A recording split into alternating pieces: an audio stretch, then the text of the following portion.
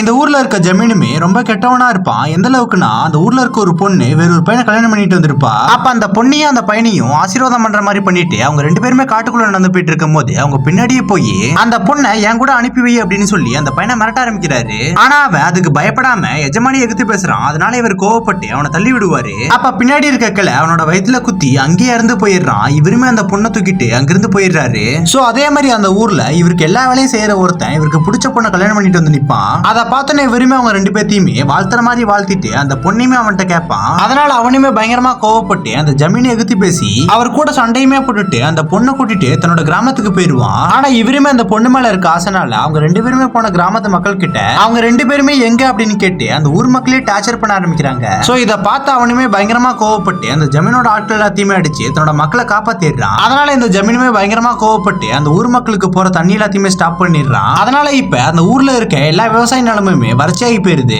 அங்க இருக்க மக்களுக்குமே தண்ணி இல்லாம ஒவ்வொருத்தர சாக ஆரம்பிக்கிறாங்க. அங்க இருக்க மாடு எல்லாமே செத்து போயிருக்கும். அதை பார்த்து அந்த பொண்ணுக்கு பயங்கர கஷ்டமா இருக்கு. அதனால அந்த ஊரோட மக்கள் முன்னாடி நான் ஜமீன் கூட போறேன், அப்பதான் உங்களுக்கு தண்ணி வரும் அப்படின்னு சொல்லி பேசிட்டு இருப்பா. அதை கேட்ட அந்த பொண்ணோட ஹஸ்பண்டுமே அங்க இருக்க மக்கள் படுற கஷ்டத்தை பார்த்துட்டு தன்னோட மனசை கல்லாக்கிட்டு அதுக்கு ஓகே சொல்லிடுவாரு. இப்ப அந்த பொண்ணு அங்க கூட்டிட்டு போகும்போது அந்த ஜமீன் இவன் கண்ணு முன்னாடி அந்த பொண்ணை பயங்கர அசிங்கப்படுத்துறான். திடீர்னு பார்த்தா அந்த பொண்ணு இறந்து போயிருக்கும். இந்த பொண்ணு அந்த ஜமீன்ட்ட கொடுத்தனால அந்த ஊருக்கு தண்ணி கொடுத்துருப்பாங்க. அந்த தண்ணி குடிச்சு எல்லாருமே இறந்து போயிருப்பாங்க.